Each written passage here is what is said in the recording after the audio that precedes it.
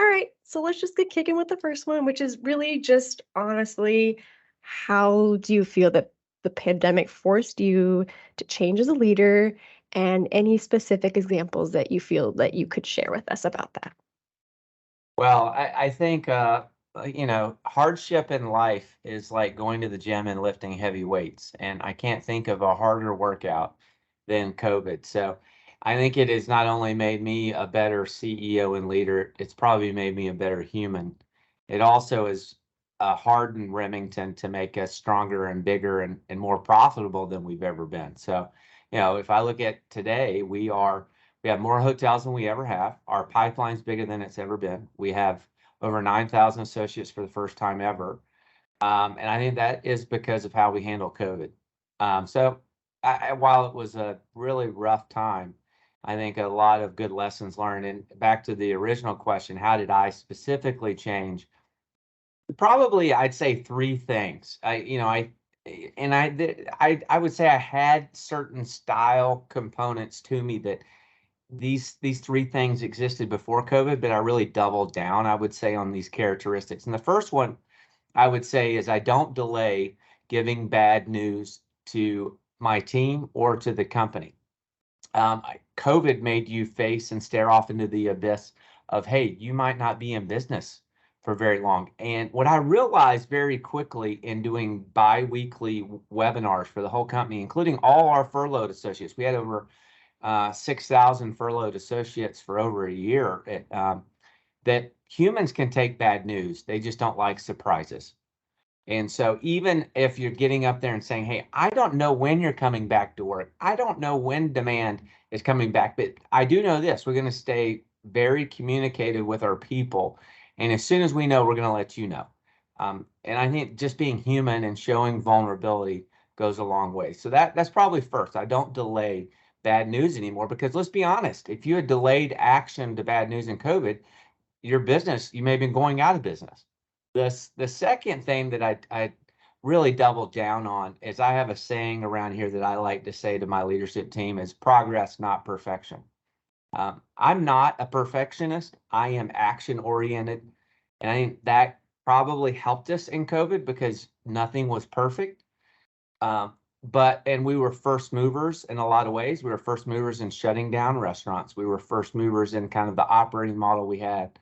And that saved some cash and helped us be a little more successful. But I think that progress, not perfection, is really important. And as we've come out of COVID, we've tested things and we've gone to market with process change or standard operating procedures that are different, and we implement, then we iteratively improve.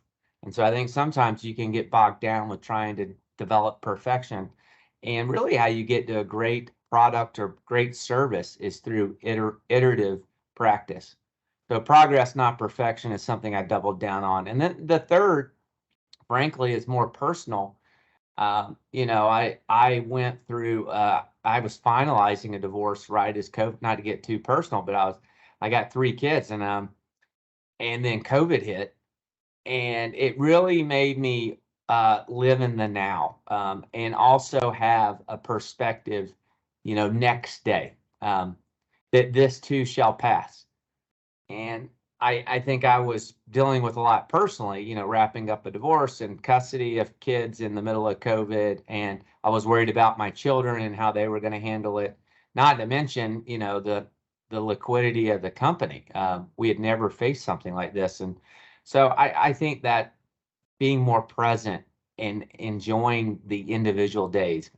And I think that's probably a lot of people. I think that's why travel is seeing this surge of demand, is that people were locked in their houses for 1, 2 years and they want to live. They want to enjoy those moments, and travel is part of that. So, but I really have doubled down on being very present, whether that's in this media interview, or it's dealing with my children, or it's in a board meeting. And I think I'm always very conscientious of what I'm doing in the moment and taking real gratitude in those moments. So those would probably be the big three. Oh, I'm so glad you shared that, because I think that in times of crisis, we can often forget the human element of things, that like everyone's got something that they're dealing with, whether it's big, Absolutely. small, it matters. And you can't let that forget that. even when you're Yeah. dealing with business side of things. So, I mean, do you feel comfortable kind of sharing how you best kind of got yourself into a mindset when you did come into work and kind of separating like personal life, work life, and I don't know, how did you really go about that? Um, so first off, I had staff meeting for the first 3 months. We had staff 7 days a week every morning.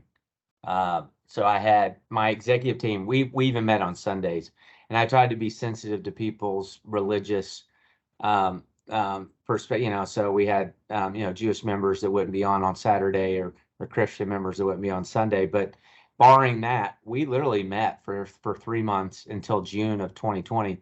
We met at 9 a.m. every single morning because we had to be that communicative.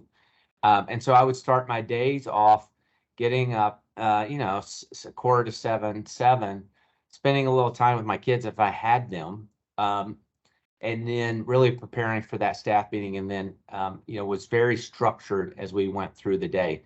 And we were doing cash forecasts sometimes daily, but multiple times a week, just to manage that.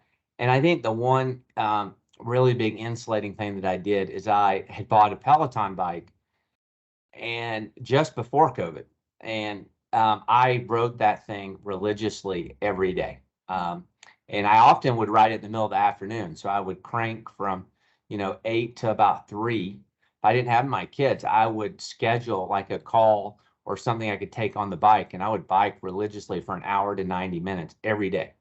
And I think I rode so hard that in August of 2020, I partially tore my right hip labrum because I was biking so much. But I actually don't bike that much anymore. I'm back to running and going to the gym and lifting weights, oddly enough. But I tell you, that Peloton bike saved me. It really did. I actually tell people it's almost like I should build a shrine around that thing because for really April and May of 2020, it was a godsend.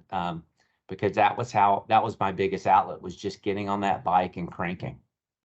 Yeah, we all needed to find that one thing that we could just kind of latch onto that just got us through the day. So that's awesome. Yeah, You for yeah, sharing that. absolutely. And I also took in the fact that I got a little more time with my kids. Mhm. I wasn't traveling for April and May, and that was probably the longest period of my career that I did not have a work trip. I went back to traveling in June because I really wanted to get out to the hotels, and I couldn't send housekeepers to the risk of COVID and sit at home. I needed to go out and visit with them. But until I did that, because you couldn't really travel in April and May except for emergencies, I did get, a lot of nights that I would typically be gone. I got to see my kids. And so I really, with a lot of long walks with the dog, that kind of thing. So I tried to, that helps insulate too, I think, along with exercise and getting enough sleep. Good. Thank you so much.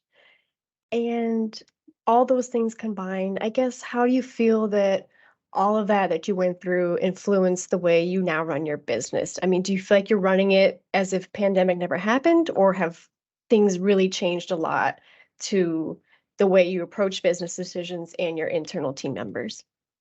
Yeah, I think it definitely has changed the way I manage the business quite a bit. You know, I I would say I've, first off, I have very structured staff meetings, and I still do them every Monday, every Friday religiously because I think you can never over communicate. I also include not just the executive committee of the company, but in a lot of those meetings, I include all the VPs and above. And it is a little bit of overkill, but I found in COVID that over communication is better so that you're all rowing in the same direction, particularly as you grow, because we've had so much growth. The way you create continuity of message is they all hear it from me or Chris Green, and it's not filtered. And so the fact that we're doing that, I meet every single month with every VP and above in the company, and because I want them to hear that message. So I think that's probably something that we will absolutely hang on to. It's allowed us to perform better, move faster, and all be taking that time. It is a commitment. It's a lot of payroll tied up, but it's worth the effort. I think the other thing that I is similar to what I mentioned before about progress, not perfection, that we roll out a lot of new ideas before they're perfected. A good example is We've been having a lot of problems recruiting chefs, sous chefs, Mm. serving staff in our restaurants. We, across our 129 hotels, have over 200 food and beverage outlets, most of them, and some of them very high-end restaurants that we run. We do over 300 million in beverage and food as a company. And we've had that was one of the biggest issues with staffing is food and beverage. And so we redesigned our menus in a majority of our full service restaurants to be able to operate the menu with one line cook instead of having to have a chef. And so it was around menu design, strategic procurement with certain food vendors that could bring in high quality products that was just, you didn't have to do a lot of prep work. And by thinking through that, we really reimagined, but we didn't have it when we rolled it out to the first dozen test hotels, we didn't have it perfected. And now we've got it rolled out to 70 of our 129 hotels. Food cost is down, capture average check is up. Our profitability in every single one is up because we run a leaner labor model. But we implemented that in 2021. It's now 2023 to where I would say we have it perfected. It took us, 18 to 24 months. So, I think that's a good example of progress, not perfection. Success is never final, right? If you think it's some final destination, you'll never get there. So I think that is probably some big ways we've changed. Before I think we sometimes got too caught up on an idea being perfected before we would roll it out. And COVID taught you, hey, you were constantly making changes. And so I think we've learned from that and taken an iterative approach far more often. And do you feel like that's kind of as a group as a whole? Because sometimes, you may have one person that has that line of thinking, but others are still kind of stuck behind on that perfection. Do you feel like there was a little bit of clashing where some just couldn't let go of that? Or do you feel like everyone's kind of on the same page now where it's like, I okay, think let's take our time? it definitely boils down to personality. I'm very sensitive about recruiting for diversity and personality differences. So you have balance throughout the team. So many people hire in their likeness and promote in their likeness. I do think it helps that I am an action oriented, let's go first.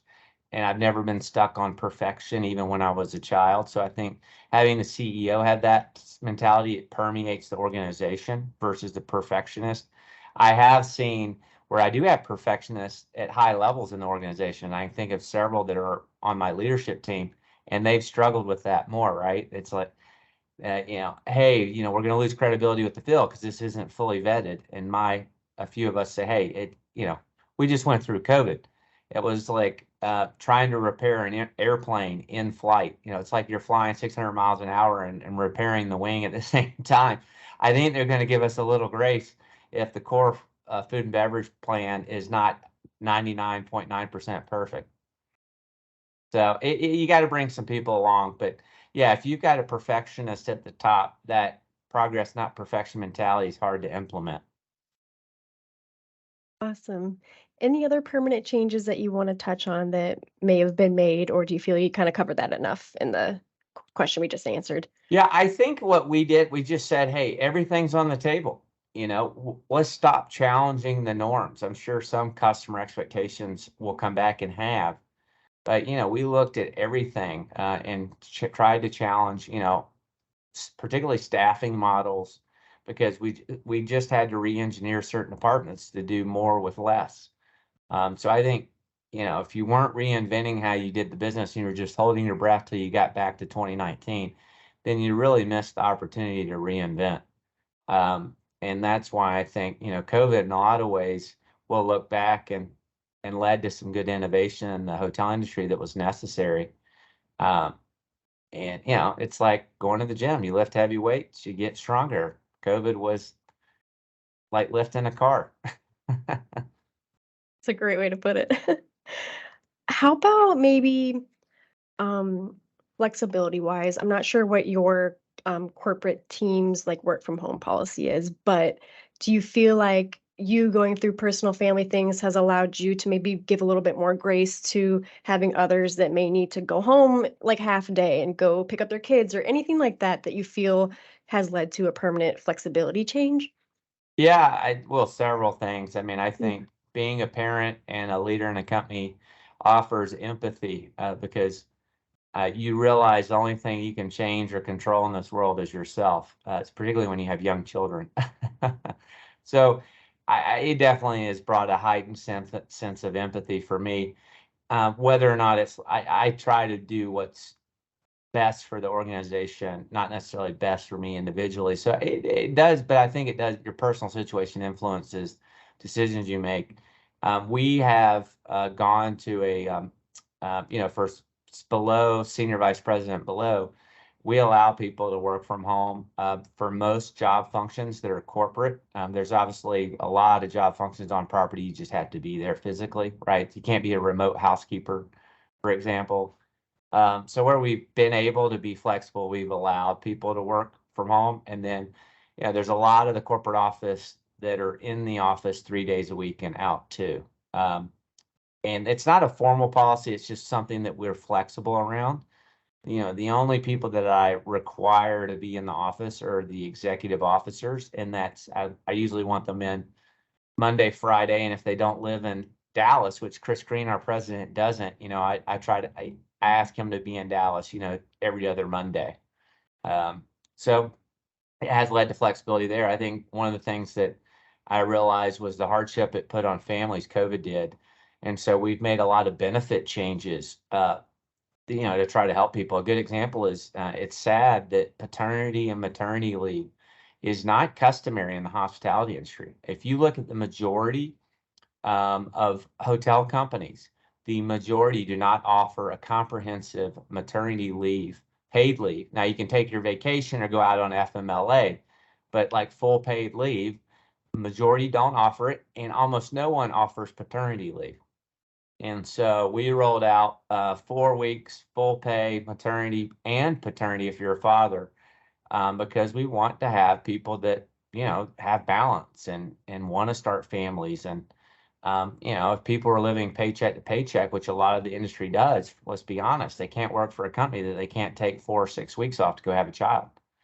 Um, so I think that's something that I look at the industry, and we've been behind the eight ball, and I'm happy that we've made some significant changes. If you look at hourly wage, we talk about all this wage pressure, but let's be honest, the industry has been underpaying folks for quite some time. And we've been relying, and I know that's a controversial statement, but that's why we've lost people to other industries and they haven't come back. Now, is the wage inflation and the rate at which it's happened over the last couple of years really problematic? Absolutely. I mean, the average wage inflation in the industry if you compound it back to 19, I think is in the 30 something percent, which is unsustainable. You're talking 8 to 10% each year. But we were below, and so we didn't probably step up in the good times enough. And so, some of that wage inflation is a catch-up, I'd call it. So I think some of the things we've tried to do is just to be best in class from an employment, and tried to be, you know, balancing, giving people optionality. And we also double down on our wellness program where we do a lot of fitness challenges. You maybe have seen the videos I post online, because what we realized in COVID is, mental illness and, got way worse. People weren't going to the doctors proactively. And that's got a compounding effect at some point, right? All of a sudden it comes home to roost as you get older. So we've also tried to not only just roll out programs like paternity and maternity leave, but also take a proactive measure with wellness. We have wellness challenges where we do a lot of giveaways. We offer Noom for free for weight loss. And it doesn't save us medical because we're self-insured for medical. It doesn't save us money right now, but frankly, it will save us money 3, 4 years from now when we have less type 2 diabetics and we have less heart attacks. And so I think that's a little more we've taken a more progressive approach in holistically trying to improve our people's lives besides just paying them more. Awesome. That was really long-winded, but hopefully No, some it good was tidbits perfect. there. Yes, absolutely perfect. And last one before I let you go is just kind of a fun one, but knowing what you know now, what advice maybe would you give yourself for the pandemic years? It could be anything business-wise, personal-wise, just anything that comes to mind. Boy, oh boy. I think if I knew how long it was going to go, I would have, uh, I'd be afraid to give myself the advice because I think it would have been demoralizing. I remember when it was March of 2020, and I went and looked at, and I'm just a numbers junkie. It's why I'm into like astrology and kind of weird big math. And I went back and looked and pulled every pandemic that had happened all the way back to the plague. And the average length of pandemics pre-medicine were about 3 years. Uh, you've never had a pandemic that was a year or less. And so history repeats itself. We just forget it because it's generational. And I remember saying to my leadership team, I said the great influenza was hidden a little bit by World War I, but it really went on for 3 years. And it led to the roaring 20s. And I said, we have breakthrough in medicine, so maybe that gets cut in half. But I remember saying that time, I think this is going to go a year and a half, 2 years. And by and large, some would argue it went almost 3. So I guess the advice I would say to myself is just always think next day. Make sure you're taking care of yourself health-wise because this is going to be protracted. And I think endurance is a big part. I mean, frankly, I don't talk about this enough, but I'm a young leader. I actually think my age worked as an advantage because I know that I don't know if that's I don't want to be ageist, but frankly, being younger, it allowed me to bear some of the stress and the extreme hours that were necessary in those first 90 days. Where if we had, I mean, frankly, if we hadn't treated the first 90 days the way we did, we may have not survived because cash got so tight. So I think I would just give myself the advice: hunker down. Always have the mindset next day, if you have a bad day, forward, and make sure that I'm exercising and sleeping well. Probably also give myself the advice, make sure that I sleep 8 hours, which I probably didn't do very much of early on. So anyways, I think the length of it, if you look at it historically, would not surprise anyone. But I guess if I went back in hindsight, I'd say, yep, history's going to repeat itself. So hunker down. Awesome. And then now you can kind of prepare for the next one, hopefully. Yeah, it's usually one a generation that's Yeah. this bad if you look at historical norms. The It problem is we are now butting up to forest and wildlife that tend to cause these. So, whether or not we're at this inflection point where it's more common or not, we'll see. I'm hoping you and I don't live through another one of these, but who knows? You don't know. Well, Sloan, this has been fantastic. Is there anything else that you'd like to touch on? I just would say for the young people listening in that this is a really rewarding and people-oriented business. It is cyclical, which is a bit tough to take at times, but I do think we've strengthened as an industry. And so give us a chance, even if you got laid off or furloughed in 2020, hopefully we won't go through that again. And I do think it's a great place to build a life, build a legacy, and we need more bright young people in hospitality. So give it a shot, even though 2020 was a rough year.